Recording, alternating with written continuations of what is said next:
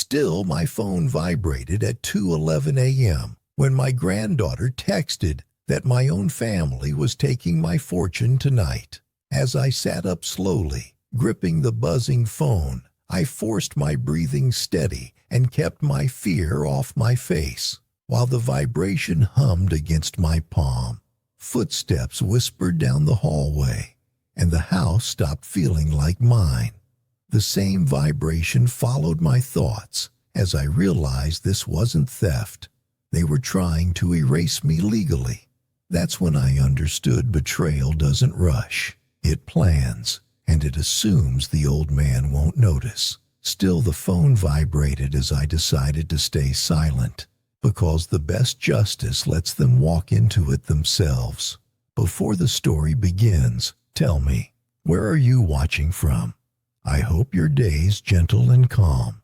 Please like, subscribe, and let's start our story together. Richard Hale jolts awake to the sound of his phone pinging. The clock on the nightstand reads 2:11 a.m. His pulse quickens, and his hand reaches for the phone, the screen lighting up with a text from Emily. "Grandpa, they're taking your fortune tonight." For a moment, the words don't make sense. He blinks, his mind struggling to catch up. Emily, his granddaughter, always calm but sharp. What does this mean? He recalls Claire's recent pressure to simplify his accounts.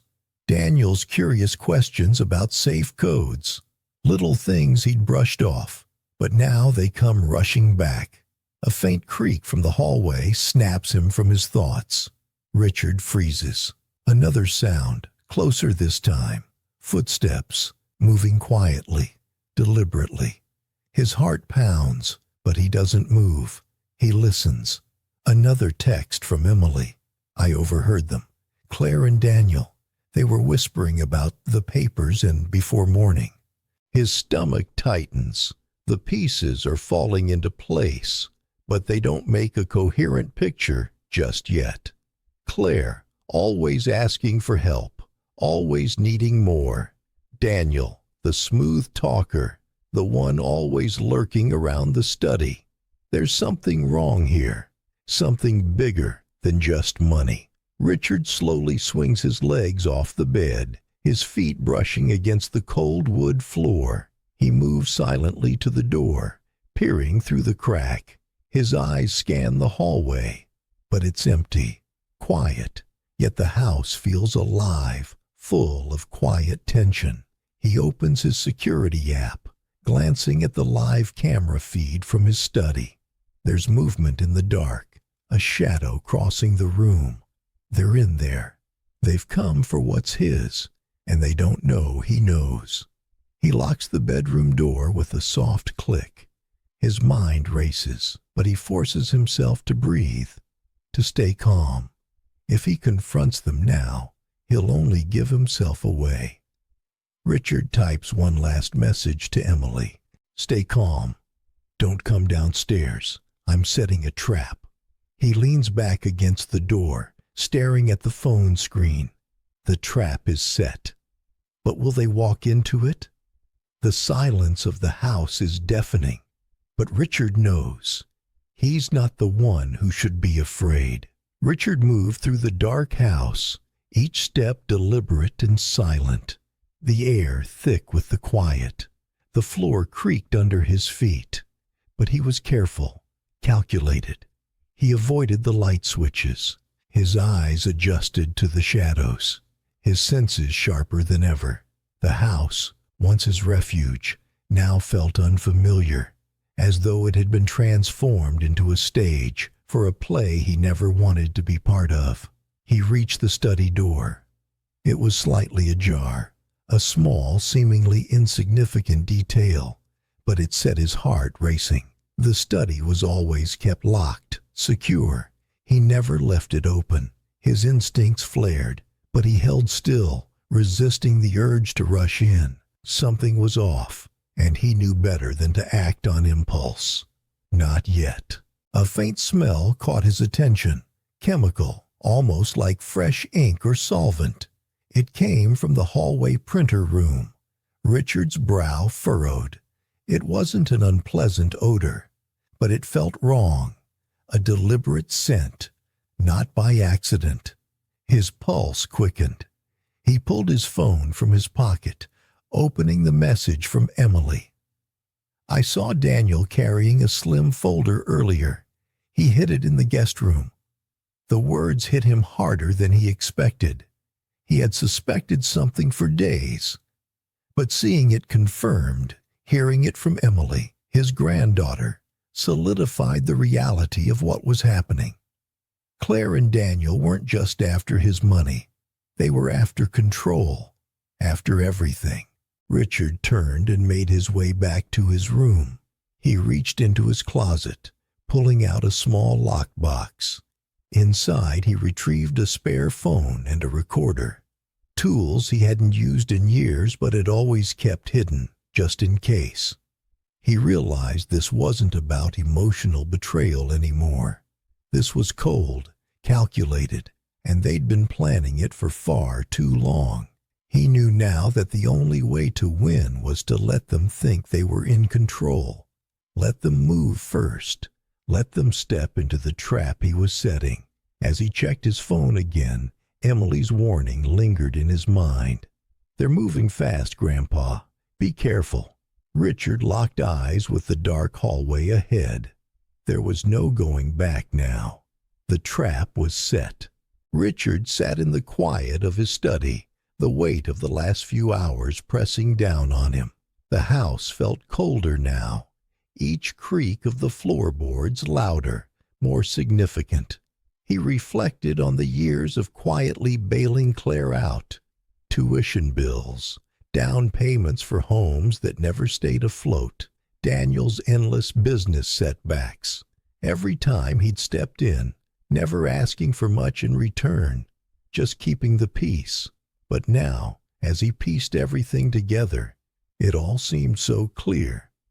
Claire had always acted like his money was hers. He remembered the little comments she'd make, casual, offhand, about how much easier life would be if he just simplified his affairs, if he didn't hang on to so much anymore. At the time, he'd brushed it off as her usual stress, but now it felt like a warning shot he hadn't seen. She'd been preparing for this moment, chipping away at his autonomy until it seemed natural to take what was his. Then there was Daniel. Richard had trusted him, liked him.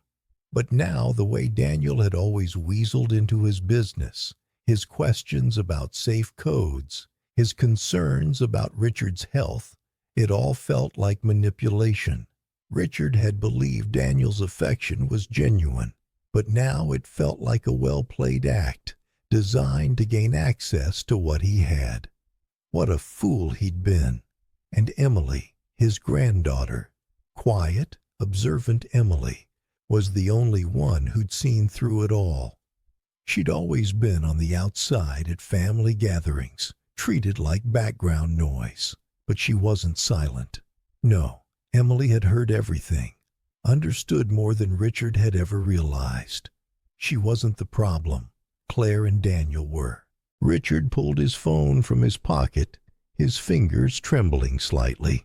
His financial dashboard updated, and his eyes scanned it, stopping when he saw it. An attempted login from an unfamiliar device. A small jolt of fear hit him. They weren't just after money. They were erasing him, trying to take control. His mind raced. He knew now that he had to do more than stop the theft. He had to capture their intent, make sure there was no escape for them, no more secrets, no more quiet fixes. This time, they would pay the price. Richard set the phone down. The trap was closing in. Richard sat in his study, his eyes fixed on the screen in front of him. The night had bled into the early hours, and the quiet of the house felt suffocating. His fingers moved with purpose, navigating through his encrypted financial server. He was methodical, precise. He'd known something wasn't right for weeks. But now, as he combed through the recent account access logs, The truth hit him like a jolt of cold electricity. Repeated failed login attempts, over and over again, all tied to an IP address. His stomach tightened as the pieces clicked together. Daniel's office. Of course, he should have seen it sooner. Daniel's questions about the safe codes, his interest in Richard's financial structure. It had all been building to this.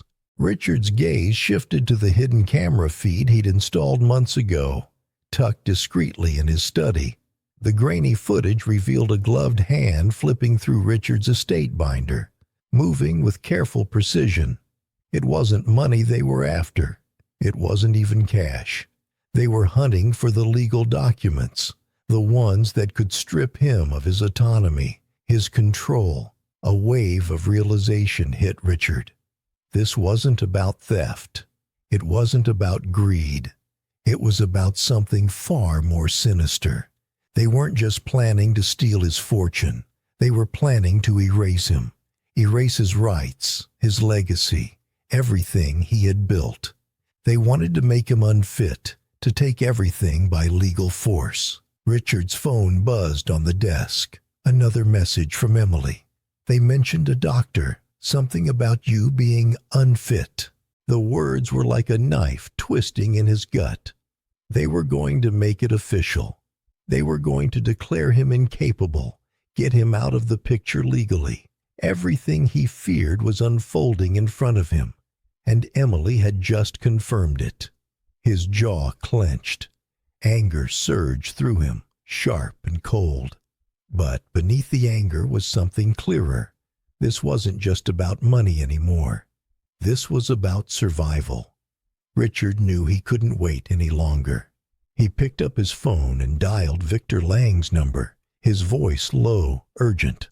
"I need you awake. Tonight is the night." Victor's response was quick, sharp. "I'll be ready." As Richard hung up, the gravity of the moment settled in. This fight wasn't just for his wealth. It was for his life. Richard met Victor in a quiet, dimly lit cafe, far from the reach of prying eyes. The tension in the air was thick, and Richard could feel it pressing down on him as Victor slid a plain envelope across the table. He opened it slowly, and his eyes skimmed the document. It was the amendment to his trust, and every word on that page felt like a knife twisting in his gut. The document was simple, clean, but its meaning was unmistakable.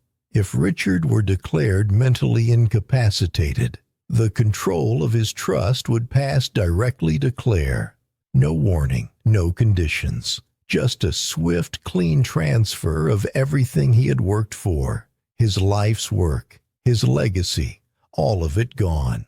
The worst part, a doctor's signature, one Richard didn't recognize, accompanied by a notary stamp dated for tomorrow. Tomorrow. Victor's voice broke through the cold realization. It came from a new email address, someone you've never worked with before. Richard clenched his jaw, the pieces clicking into place. This wasn't just a theft. It was an attempt to legally erase him. Claire and Daniel weren't just after money. They were after control, and they planned to take it all while he was still alive. Victor leaned forward. Emily overheard Claire. She said, "Once the incapacity letter is filed, it's done. They don't need you to be incapable, Richard. They just need to make it look like you are." The weight of those words hit Richard hard. The betrayal was sharper now. His own daughter, his own son-in-law, plotting not just to take his fortune, but to strip him of his autonomy, to make him invisible. They wanted to replace him, erase him, and claim everything he had built. Victor spoke again, his tone measured. "We can stop this, Richard. Let them file the incapacity letter. Let them think they've won. We'll expose the fraud when they're deep enough into it." Richard's anger burned, but there was clarity now. He had to let them make their move, expose them in the act. "But it has to happen inside my house. That's where they feel safest." Victor nodded, understanding. The trap was set, but the consequences of this betrayal were far more personal than Richard had expected. Tomorrow would change everything. The morning light crept through the blinds, casting a muted glow over Richard's kitchen. As he shuffled down the stairs, his steps deliberate but slow, he forced himself to take on the role he'd rehearsed so many times in his mind. The helpless old man. He moved with intention, each step exaggerated, every motion slightly off. The goal was simple, to make Claire believe that everything was unfolding just as she planned. At the kitchen table, Claire was already seated, her eyes flicking to him as he entered. She was tense, but there was a flicker of relief behind her gaze. She thought it was working. He was losing his sharpness, his edge. Richard poured his coffee slowly, pretending to fumble with the sugar packet, letting the tremble in his hand speak volumes to her. He let her see his confusion, letting it linger just long enough to make her feel like she had control. When Daniel walked in, his smile was too practiced, too easy. He leaned casually against the counter, his tone light, but probing. "How's the medication, Dad?" Richard caught the subtle calculation in his son-in-law's eyes. He knew what Daniel was doing, fishing for any sign of weakness, a crack in his armor. Richard pretended to lose focus, as though he had trouble recalling the answer. His mind was sharp, but today it needed to be clouded. I think I missed it yesterday," Richard said, letting the confusion stretch out, just enough for them to feel like they were gaining ground. Claire's face tightened with satisfaction. She believed it. She thought the plan was falling into place. Richard then reached into his pocket, deliberately misplacing his study key.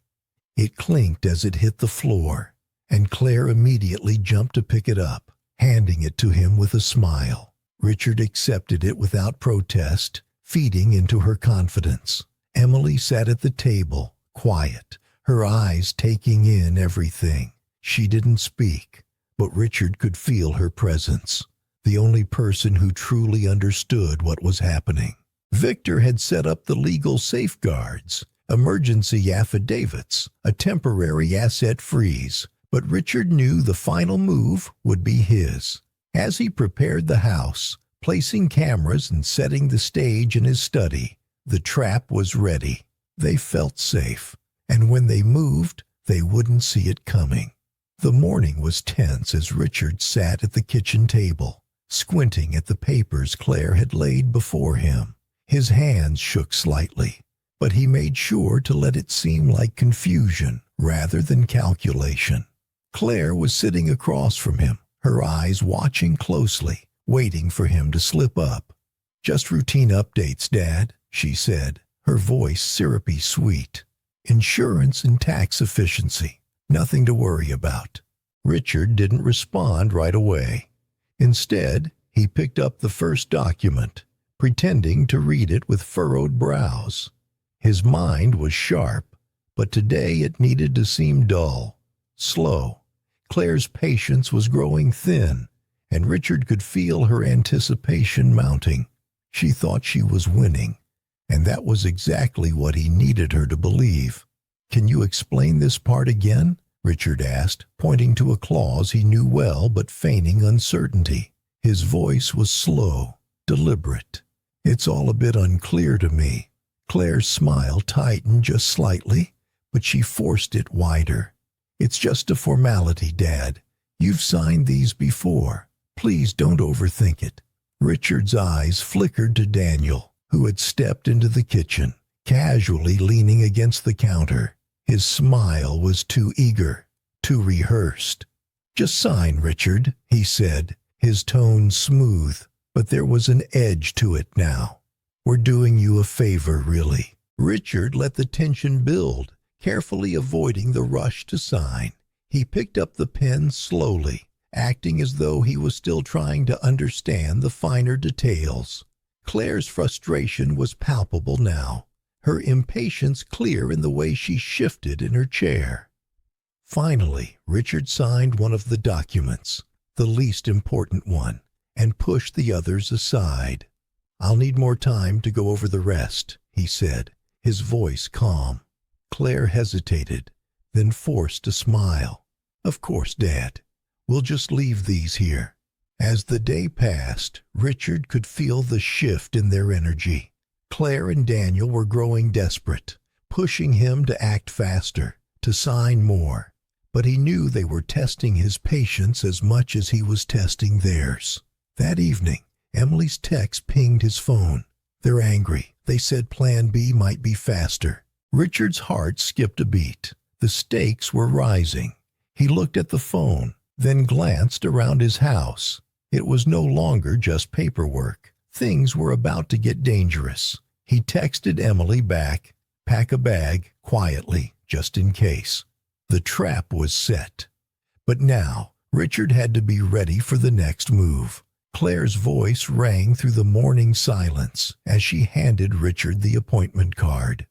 "I've made you an appointment with a new doctor, Dad," she said, her tone feigning concern. "He's been recommended, and I think you'll really like him. We just want to make sure everything's in order with your health." Richard's eyes flickered to the card, his heart tightening. He could see it now. Claire's plan was taking shape. This wasn't a routine checkup. This was the final move. He had suspected they would do this, bring in someone who would declare him unfit, make him seem incapable. He had to play along, but on his terms. "Of course," Richard said too easily, his voice calm, betraying nothing. He needed them to think he was compliant, let them believe they had him cornered. The clinic was sterile, clinical. Richard sat in the cold white room, his fingers resting on the arm of the chair. Claire sat beside him, her eyes gleaming with anticipation. She thought she had him, thought the pieces were falling into place. But Richard knew this game. He had been watching them carefully, feeling their pressure, and now he would let them make their move. The doctor walked in soon after, with a practiced smile that felt more like a mask than a greeting. He introduced himself as Dr. Harris, and Richard immediately sensed the practiced calm in his voice. There was no warmth, just efficiency. The questions began almost immediately. "Any memory problems lately, Mr. Hale? Forgetting appointments? Names?" Richard could hear the subtle pressure behind the questions, each one designed to make him seem confused, unfit. He answered slowly, carefully, refusing to appear flustered. His mind was sharp, but today he needed to seem a bit foggy. "I've been fine, Doctor. A little forgetful at times. But who isn't?" Out of the corner of his eye, Richard saw Daniel standing near the door, his phone subtly pointed in his direction. Richard's pulse quickened. They were trying to catch him, trying to record him slipping up, but he wouldn't give them the satisfaction. The appointment ended with a few notes from Dr. Harris, who nodded like he'd done his job. As Claire ushered him out, her smile was tight with satisfaction. But Richard didn't say a word. He simply nodded, biding his time. Later, Victor confirmed what Richard already knew. The doctor had a history of questionable evaluations. "Let them hang the rope themselves," Richard muttered, steeling himself. It wasn't over yet. The real game had just begun. The morning was heavy with the weight of things unsaid. Richard sat alone in his study, his fingers tracing the edge of the desk as he thought through his next move. The trap was already set, but Claire and Daniel were still too comfortable, still too sure of themselves. Richard had spent years managing risks, navigating deals, but this was different. This wasn't about business or property. It was about his life, his autonomy. And now, the quiet counter-move would begin. Victor Lang had already done his part. Early this morning, Richard received a discreet message. The confidential protective notice had been filed on his trust. Claire had no idea. She was still operating under the assumption that she had him cornered, that the incapacity letter would be enough to take control. But what she didn't know was that Victor had moved swiftly, filing legal safeguards that would freeze any assets, prevent sudden withdrawals, and trigger an emergency hold, all without her knowledge. Richard felt a flicker of satisfaction, but it was short-lived. There was no time to feel secure. He turned to his financial dashboard. The accounts were more complicated than they seemed, but Richard had always been thorough. He accessed a secondary account, one he'd kept hidden for moments like this. Moving liquid funds into those accounts, he ensured that they required dual authentication, 2 separate keys, one held by him, the other by Victor. It would be nearly impossible for Claire or Daniel to access without triggering alarms. He knew their plan was coming to a head, and now he had one last line of defense. As Richard shifted through papers, his phone buzzed with a message from Emily. She had always been observant, and now it seemed she was becoming more involved in the unfolding drama. The message was brief but clear. "I found something, a photo of Daniel's folder. It has bank forms and a power of attorney template." His stomach tightened as he opened the attachment. The image was a snapshot of a binder Daniel had kept tucked away. Inside, Richard could see bank documents, forms to give power of attorney, and signatures waiting to be filled in. It was all there. This was more than just theft. It was about control, about taking everything while pretending to be concerned about his health. Richard's hands clenched into fist as the anger bubbled up again, but he pushed it down. This was not the time for rage. It was the time for action. Richard immediately contacted Detective Aaron Cole. The conversation was brief but to the point. Richard explained everything, how Claire and Daniel had been pushing him toward an incapacity declaration, the false appointments, the attempts to forge his signature. He didn't know how far they'd gone, but he needed help to stop it. "I'll observe, Richard," Cole said, his voice steady, "but I need airtight proof. If we're going to make this stick, we need to catch them in the act. I can't move without the evidence." Richard understood. The plan needed to be perfect. The house, his home, would be the perfect setting to gather that evidence. There was surveillance everywhere, cameras, audio, timestamps. Claire and Daniel would think they were still in control, unaware that the trap was already set. Later that afternoon, Richard received another message from Claire, as expected. "Let's have a family dinner tonight," she suggested, her tone feigning warmth. "We should talk about the future, Dad. It's time to be realistic about your situation." Richard paused for a moment, weighing his response. He could feel the manipulation beneath her words, the careful orchestration of her next move, but he wasn't going to back down. Not now. Not after everything he'd built. He typed back, "All right, dinner sounds fine." The trap was closing in. Claire thought she was pulling him into her world, but Richard knew better. Tonight, they would walk straight into the snare.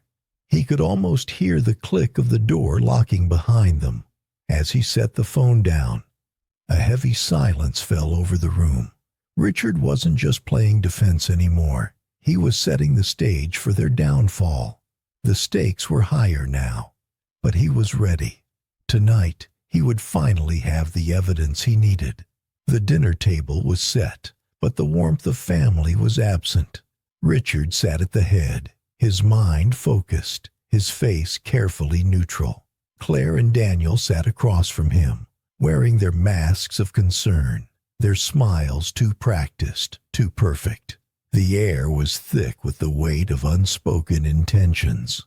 Claire raised her glass, her eyes glinting with false sincerity. "To family unity," she toasted, her voice dripping with sweetness. "We have to stick together, especially now." Richard's hand hovered over his glass. He clinked it against hers, feigning emotion, letting them think they were getting through to him. He knew this game all too well. Claire was playing her part, trying to soften him, but Richard wasn't about to fall for it. As the conversation turned, Daniel seized the moment. "Have you thought about your legacy, Dad?" he asked casually, but the undertone was sharp. "You've built so much over the years. It's important to make sure everything's in order, don't you think?" Richard's gut tightened, but he forced himself to appear reflective, his voice heavy with fake consideration. "I've thought about it," he said slowly. "But it's not just about money, is it? It's about the people who will carry it forward." Daniel pressed further, a subtle edge creeping into his tone. "Well, having things in order helps, doesn't it?" His words were smooth, but the challenge was there, unspoken. Claire watched Richard, her eyes calculating, waiting for him to show a crack, to offer a hint of weakness. After dessert, Claire slid a thick stack of papers across the table. "Just sign these, Dad," she said, her voice syrupy. "It's for protection, yours and ours."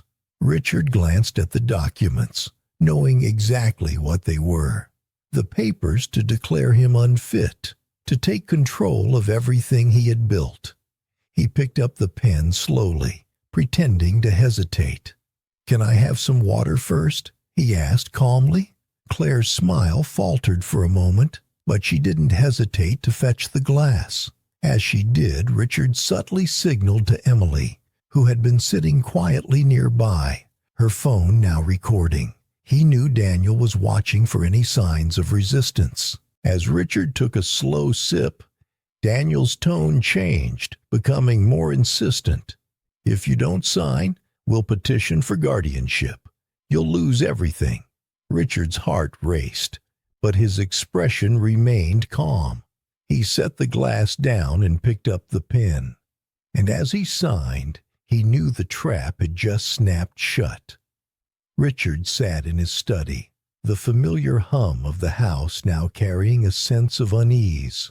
Claire had started treating the house as though it was already hers. She'd rearranged the staff schedules, given orders to the housekeeper, and even changed the access codes. Richard could hear her voice carrying through the halls, crisp with authority. Each decision she made felt like a quiet declaration. "This is mine now." He couldn't let her see the fury simmering beneath his calm facade. Instead, he stayed in his chair, carefully watching, listening. He wasn't the fool they thought him to be. Later that evening, Daniel walked into Richard's study without knocking, a slight smirk on his face. Richard's gaze stayed steady, but his heart quickened. Daniel had never been this bold. He was testing boundaries now, seeing just how much Richard would tolerate. "I was just checking on things," Daniel said, moving around the room as though it were his own. Richard's jaw tightened, but he didn't react. He let Daniel continue, unconcerned, moving through the room.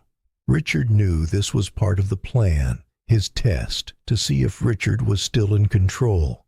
Instead of confronting him, Richard did nothing. He kept his voice even and calm. "I'm fine, Daniel. Just making sure I'm keeping up." Daniel paused, his eyes narrowing slightly, but he said nothing more. With a shrug, he left. But Richard knew that was only the beginning. They were pushing him, testing every limit. Meanwhile, Emily stayed quiet, watching everything unfold with a heavy heart. Richard could see it in her eyes. She was torn. She didn't want to believe what Claire and Daniel were doing, but she couldn't ignore the truth either. She'd always stayed in the background, but now she was part of the quiet war Richard had been fighting alone. His phone buzzed, A message from Detective Cole confirming what Richard already suspected. The recording showed clear intent to manipulate him, but Cole needed more. Proof that they would follow through with their plan to file for guardianship. That was the next step. Victor's voice was calm but firm when he called. Wait for them to file, then we move. But Richard knew this. The pieces were almost in place. He could feel the danger escalating. They were getting bolder, and he couldn't wait much longer. Richard's heart sank when Emily's words reached him. She had overheard Daniel talking about the stairs, his tone too casual as he mentioned one slip and the consequences. One slip ends this, Emily repeated, her voice trembling. Richard's stomach dropped. The scheme wasn't just about paperwork anymore. It was escalating, turning dangerous. They weren't just trying to take control of his assets. They were trying to manufacture his incapacity, to make him seem unfit in the most extreme way possible. Richard didn't show his concern. He had to stay calm. He knew the danger now. Claire and Daniel's plan had crossed a line, but he wouldn't let them succeed. This wasn't just a family dispute. It was a calculated attempt on his life, his reputation. That night, Richard acted quickly. He headed to his private stash of medication and replaced the real bottles with identical placebos. If they were planning to drug him, they wouldn't find any real evidence. Every pill would look the same, innocuous, harmless, just as he had lived his life before their scheming began. Then Richard made his way to the staircase and hallway. He installed motion sensors in both areas, making sure that every step was captured. Claire's next move would come soon, he was certain of it. But he needed proof. He needed to capture the intent behind their actions, so they could never claim they were just trying to help. The next day, Claire began hovering more than usual. She asked if Richard was feeling dizzy, if he was sure he didn't need rest.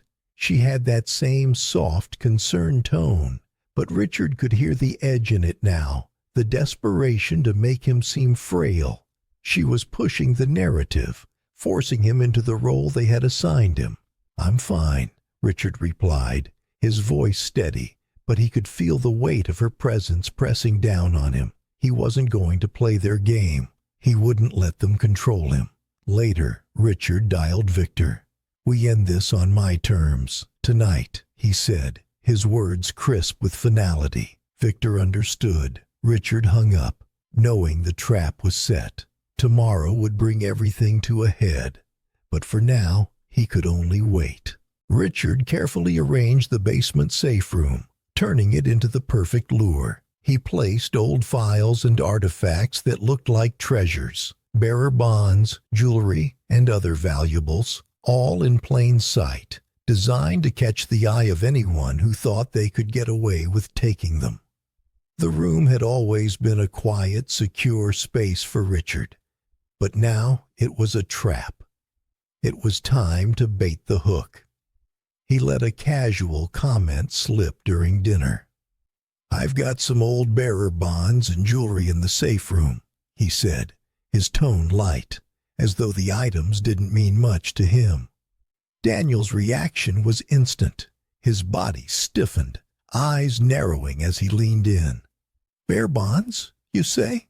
he asked, his voice tightening with interest. Richard kept his face neutral, pretending not to notice how eager Daniel had become. He kept talking, just as casually. "Yeah, in the basement safe room. I haven't been down there in years." Daniel's smile stretched a little too wide. His usual charm was gone, replaced by something darker. Greed. He'd bitten. Richard could see it in the way Daniel's posture shifted, his focus narrowing on the safe room. The bait had worked. From across the room, Emily observed it all. Richard could feel her eyes on him. She saw Daniel's mask slip, and for the first time, She seemed aware of the full extent of the betrayal unfolding before them. Her hesitation was clear, caught between the family she loved and the truth she couldn't ignore. Richard turned his attention back to Daniel, his voice calm. "If you're interested, you know where it is. The code's easy enough to figure out." Daniel didn't respond, but his eyes lingered on the safe room door. Richard didn't need to say anything more. It was clear Daniel was planning his next move. Outside, Detective Cole was in place with the surveillance unit. The cameras were ready, the microphones primed, waiting for the moment they would expose everything. Victor's voice crackled through Richard's phone. "We're ready on our end, Richard. Once they take the bait, we move." Richard paused for a moment. He couldn't afford to make any mistakes. As Daniel glanced at the desk, Richard left a single key card visible, an easy target. It was a subtle invitation, but it would be enough to set everything in motion. The trap was nearly sprung, and Daniel had no idea just how close he was to walking into it. Richard lay still, pretending to sleep, his eyes barely open as he listened to the quiet hum of the house. The clock ticked slowly, and the shadows in his room stretched long. The house was silent, eerily so, but Richard knew better. He could feel it. The moment they'd been waiting for was finally here. Claire and Daniel were about to make their move. He had gone to bed early, his breathing even, but his mind sharp. He kept his focus on the sound of footsteps in the hallway, the faint creak of the floorboards. His eyes flicked to the monitor beside his bed. The live feed from the cameras he had set up throughout the house showed Claire and Daniel creeping through the halls, their movements cautious, gloved hands reaching for the safe room door. They thought they had him cornered. They were wrong. Richard's heart beat in time with the ticking clock as he watched Daniel reach for the keycard. It slid easily into the lock, and Richard's stomach tightened. The door opened with a soft click, just as planned. They had walked right into it. Claire paused at the doorway, her hesitation clear on the screen. She glanced over her shoulder, uncertainty flickering in her eyes for just a moment. Richard could see it. Fear. The mask she had worn for so long was slipping, but Daniel's confidence pushed her forward. "It's fine. We're almost there," Daniel urged, his voice low but firm. Claire followed him inside, the door closing quietly behind them. Richard watched from above, every second stretching painfully. His breath remained steady as he observed their every move. They thought they were minutes from owning everything he had, but they didn't realize they were already trapped. They began rifling through the contents of the room, Daniel's voice barely audible as he mumbled about the valuables inside. Claire was quieter, but Richard knew her well enough to hear the tension in her movements. She knew they had crossed a line, but it was too late now. With a calm, measured breath, Richard pressed the button. The door clicked behind them, locking them inside. Their fate was sealed. Richard exhaled slowly, his eyes still glued to the monitor. He'd won for now, but he wasn't done yet. Inside the locked safe room, Daniel's panic was palpable. His breath came in short, quick bursts as he paced, muttering to himself. "This wasn't supposed to happen. We had it all lined up," he hissed under his breath. His movements grew more erratic, and Richard could hear him frantically dialing a number on his phone. Richard watched the scene unfold from his monitor upstairs. The camera feed captured every movement, every nervous glance between Daniel and Claire. The door to the room had clicked shut behind them, trapping them exactly where Richard wanted them. The trap had worked. A muffled voice came through the phone speaker. Someone else on the line. Someone Richard hadn't anticipated. Daniel's voice shook as he held the phone to his ear. "We're stuck in here. You need to help us." The speaker crackled to life, revealing a cold, familiar voice. "This isn't my problem anymore. Fix it yourselves." Daniel's shoulders slumped for a moment before he straightened, his determination returning. He clicked the phone off and glanced at Claire. "We move forward," he said, his voice steady now, his tone calculating. "We go ahead with the plan." Claire hesitated for a beat, but then, almost as if she had no choice, nodded. "What's the next step?" she asked quietly, her voice betraying the tension she was feeling. Daniel looked around, checking the room as if he were still searching for a way out. Then his voice grew clearer. "Incapacity letter. Guardianship filing. We transfer the assets. We control the narrative. It's ours." Richard's stomach clenched at the confirmation. The plan was exactly what he had feared. Everything they'd been doing had been to strip him of his autonomy, to erase him from the life he had built. But now he had them. They had just handed him the ammunition he needed. Richard's hand hovered over the intercom button, his voice calm as he pressed it. "Say it again. I want it clear." Daniel froze. For the first time, Richard could see the panic in his eyes, the realization that he had been caught. You think you can stop us?" Daniel snarled, stepping toward the door. "We already forged the signatures. The doctor's on our side. You can't." Richard calmly pressed the button. "I already have everything I need." In that instant, Detective Cole's voice crackled in Richard's earpiece. "We're ready. Moving in." Richard pressed the final button. The door clicked open, revealing Detective Cole and officers, with Victor behind them. It was over. Claire and Daniel sat across from each other in separate interrogation rooms, the weight of their actions finally catching up to them. Richard, sitting in his study upstairs, watched the whole scene unfold through his monitors.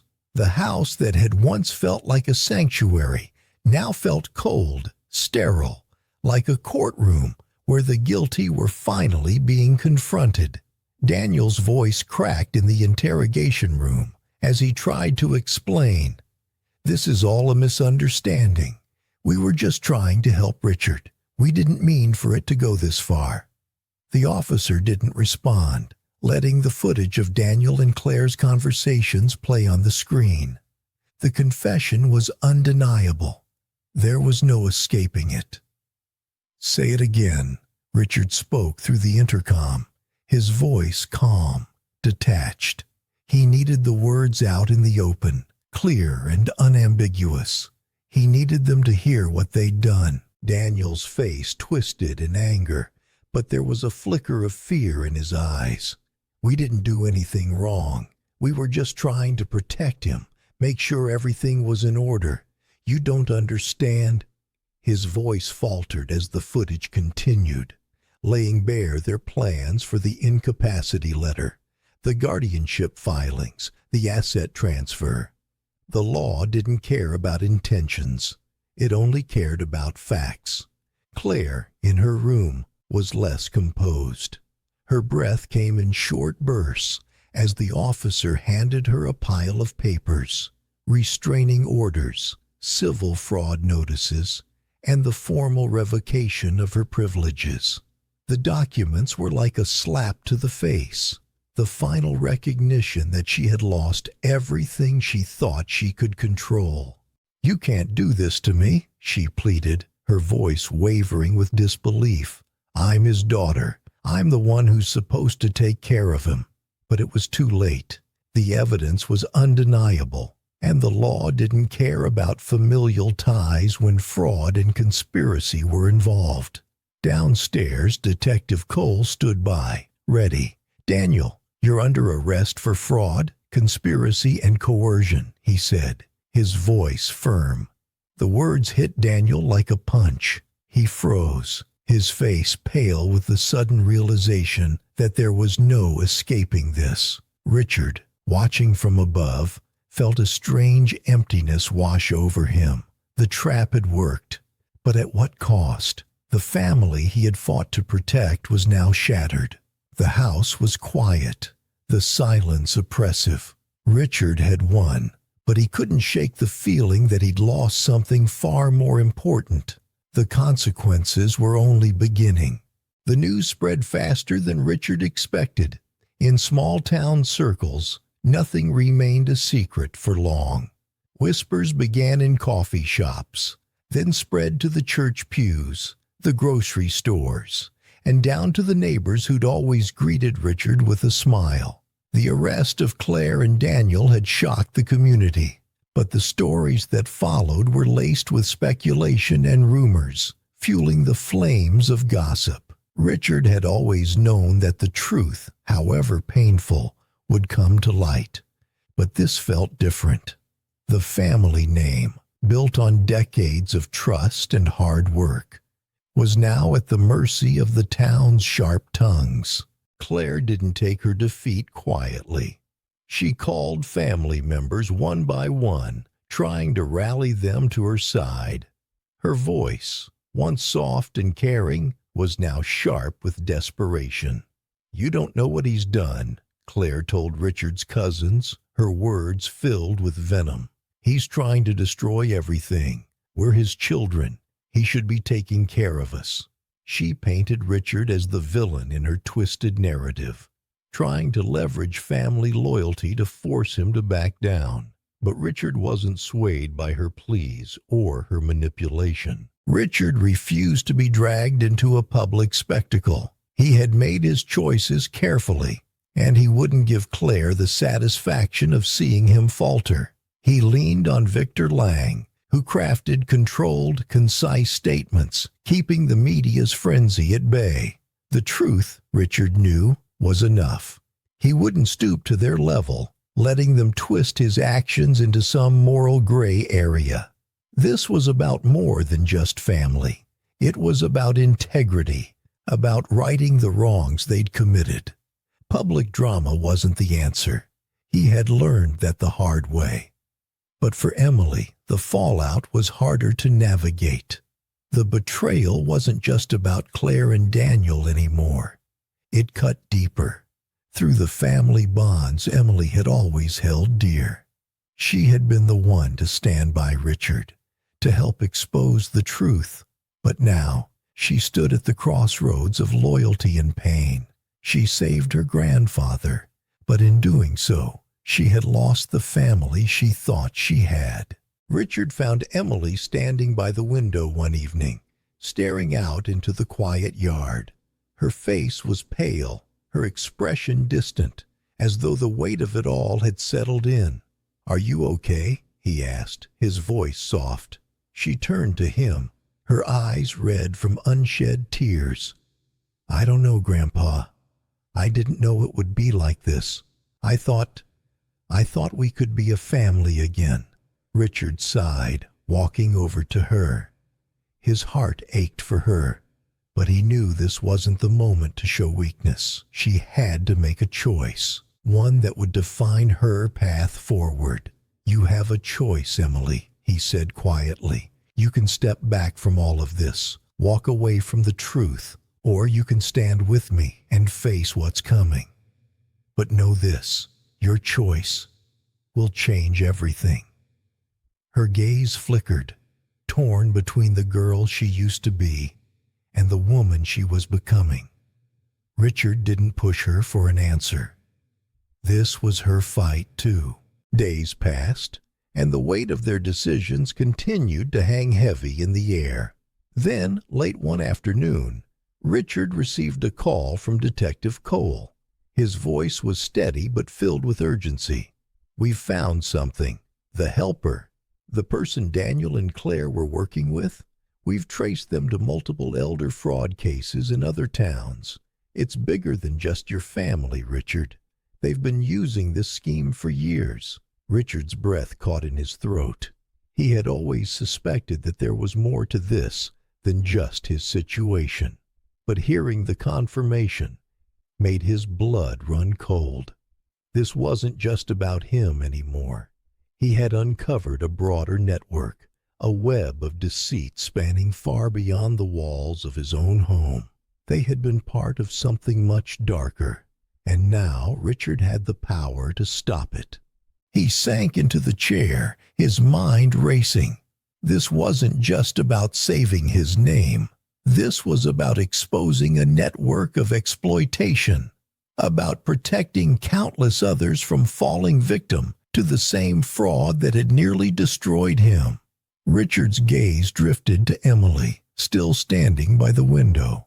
She had made her choice, and as the truth unfolded before them, he realized that in a way he had been fighting for her all along. The family had been shattered, but the fight was far from over.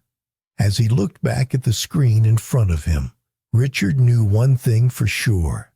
The web was unraveling, and there was no turning back. The quiet hum of the office felt almost detached as Richard sat across from Victor Lang, the weight of their conversation sinking into him like an anchor. He didn't feel triumphant. There was no victory to celebrate, only a steady resolve. It was time for the final moves. Richard's fingers hovered over the documents on the desk, the civil suit papers that would recover his legal costs and damages. The plan was simple, quiet, methodical. He wasn't going to shout his revenge from the rooftops. He didn't need to. The lawsuit was silent, but it would devastate Claire and Daniel in ways they wouldn't see coming. The amount he was seeking wouldn't just cover what he'd spent on legal fees. It would be a crushing blow, a financial gut punch they wouldn't recover from easily. Victor had already gotten to work, his voice steady as he explained the next step. "The disinheritance clauses are in place," he said. "They're triggered by the fraud and coercion. They can't touch a dime of your estate now. It's bulletproof." Richard nodded, not surprised. He had trusted Victor for a long time. He had known, even before everything went wrong, that these final steps would be the only way to keep Claire and Daniel from manipulating their way back into his life. Richard leaned back, his gaze never leaving the papers. This was more than just about the money. It was about control. The control they had tried to take from him. The control he was now taking back. He moved quickly to the next step, reassigning ownership of his home, his most valuable asset, and putting the trust management into protective structures. He wasn't leaving any room for them to maneuver. Every move was calculated, every document filed with surgical precision. The phone call with his attorney had been brief but final. Claire had already received notice that her access to Richard's wealth was cut off. The cars she drove, the credit lines she took for granted, the accounts she had used, gone, frozen. She no longer had a claim to the life she thought she could take. Daniel wasn't spared either.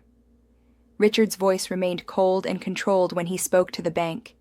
His business accounts were frozen pending investigation. It wasn't just about revenge. It was about exposing them for who they really were.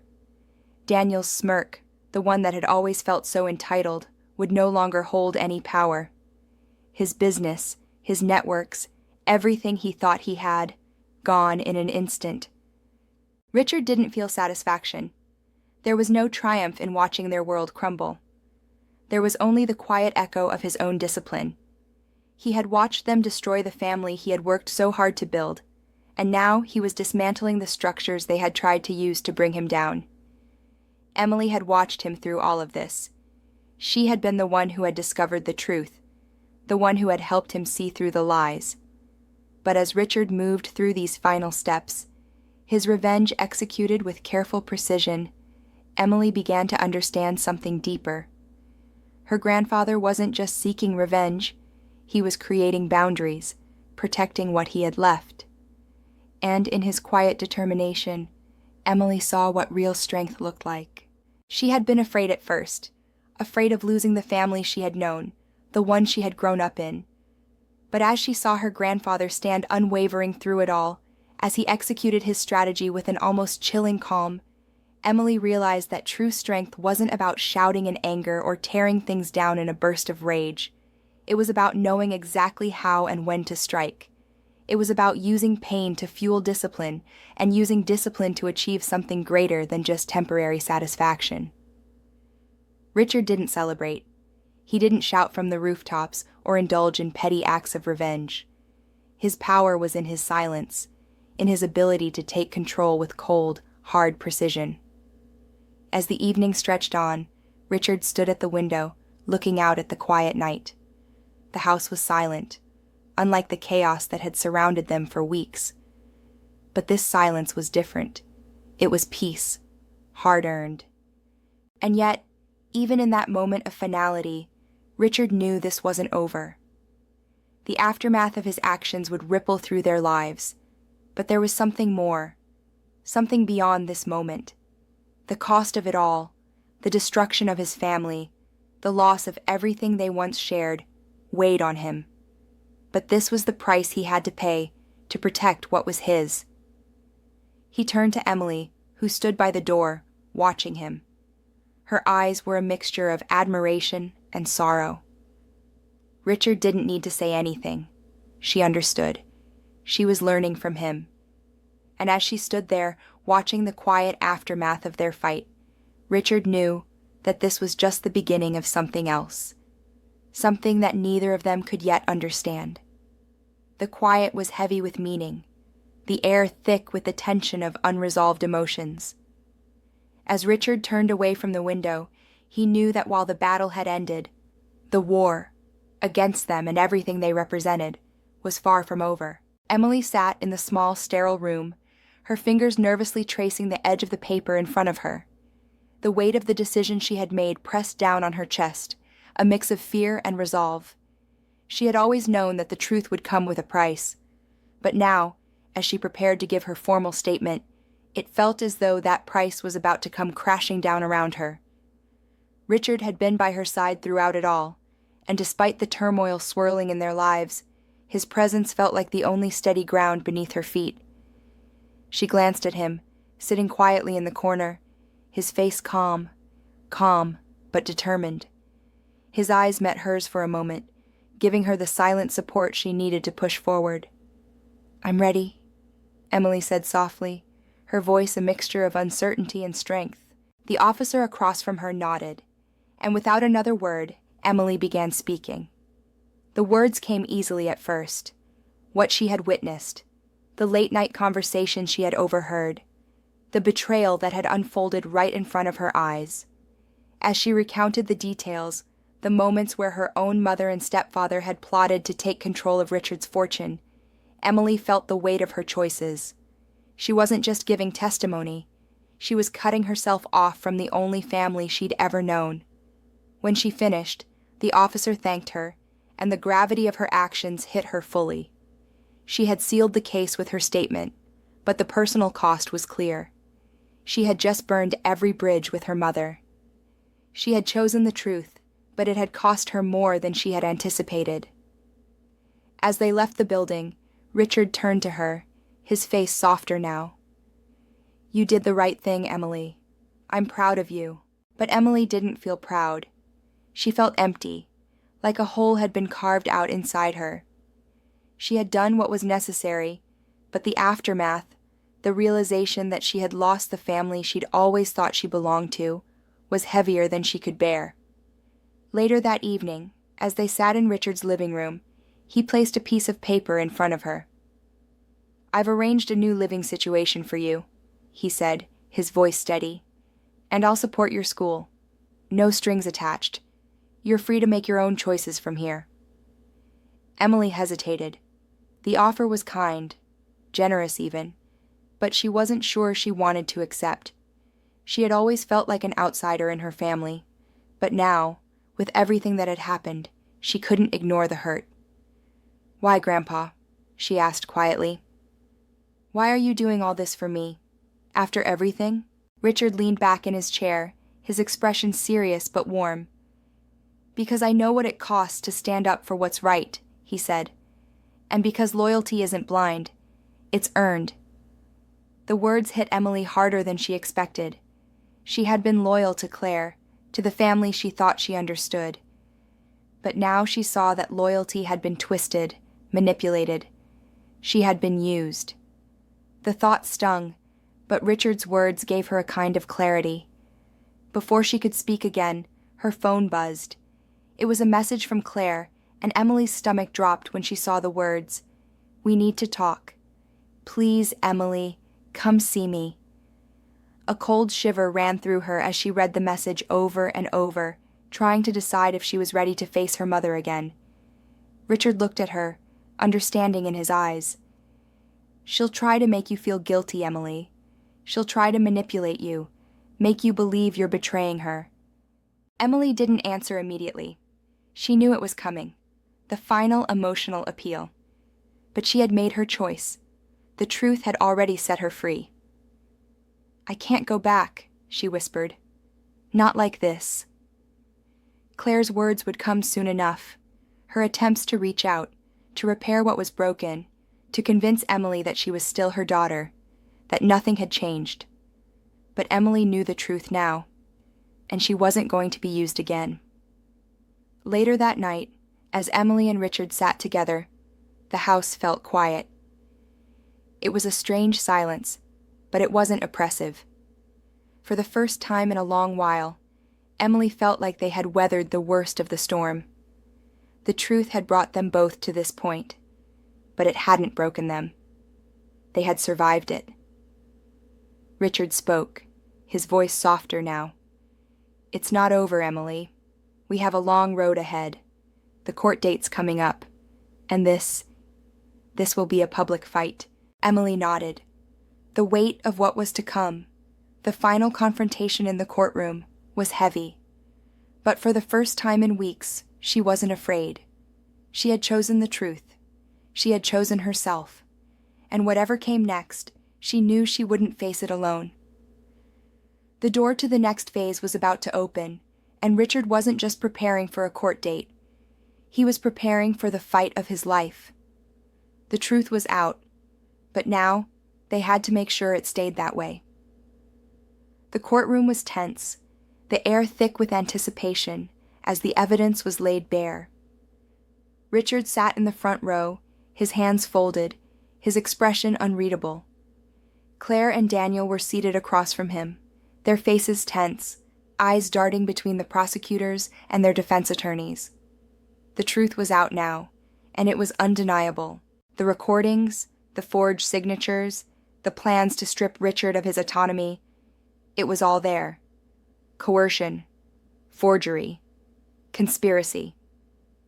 The prosecutor's voice rang out with certainty as the case against Claire and Daniel unfolded. Each piece of evidence felt like a nail in their coffin. There was no escaping the truth anymore. Daniel's defense was weak, his attempts to downplay their actions falling flat as the courtroom listened to the cold facts. When the plea deal was offered to Daniel, it was clear he had no other choice. His eyes flicked nervously from his lawyer to the prosecution before finally giving in. "I'll take the deal," Daniel said, his voice almost a whisper. The room fell silent as the deal was struck.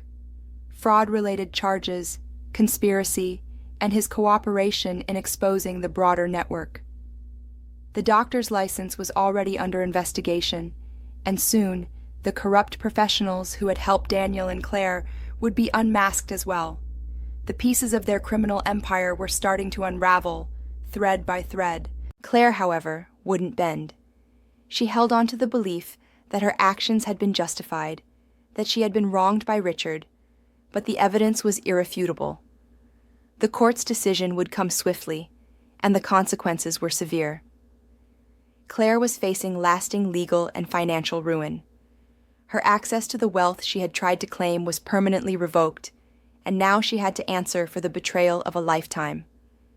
Richard had fought for this, for the truth to come to light, for his life, his wealth, and his dignity to be protected. Outside the courtroom, the world felt different. It wasn't just the weight of victory, it was the weight of closure. Richard had been fighting this battle for months, maybe years, in the quiet corners of his mind. Now, it was over. He had outlasted the storm, but the toll it had taken on him, on the family, was still fresh. That night, Richard sat alone in his study, the room dimly lit, the only sound the ticking of the clock. He pulled out his estate plan, his updated will. This time, there were no vague promises, no loose ends. He had built his legacy on the foundation of hard work and integrity, and now it was time to protect it. He'd included philanthropy, safeguards, and clear boundaries that Claire and Daniel could never cross again. His wealth was no longer a tool for manipulation, but a means to do good, to give back. But there was one final piece he needed to add. He turned to the last section of the document, his final instructions for Emily. He had already given her a role in his estate, but it wasn't about power. It wasn't about making her the next heir to his fortune. No, this was about trust. Emily would carry his legacy forward, not as a figurehead, but as someone who understood what it meant to stand for something greater than oneself. He wanted her to learn from his mistakes, to know that loyalty and integrity were worth more than money. The house felt different now, like it was finally his again. Not because it was quiet, not because the chaos had faded, but because it was honest. The truth had a way of cleaning the air, of washing away the lies that had tainted everything for so long. Richard could feel that clarity, that peace, as he stood by the window, watching the night stretch out before him. In the morning, the house would return to its usual routine, and life would continue. But for now, Richard stood there with Emily by his side. She had stayed through it all, watched him transform from a man betrayed into a figure of quiet strength. They shared a moment of understanding, of silent support. Richard turned and walked toward the basement safe room. He had prepared everything. The trap had worked. He locked the door gently, his fingers lingering on the cool metal. This chapter was closing, and the next one would be different. Not perfect, but free.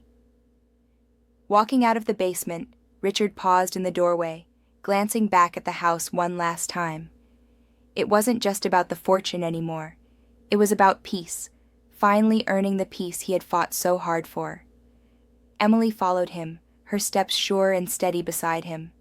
They walked into the morning light together, the future uncertain, but no longer clouded by fear or betrayal. And as they stepped outside, Richard felt it, the weight of the past lifting, leaving only the promise of what came next.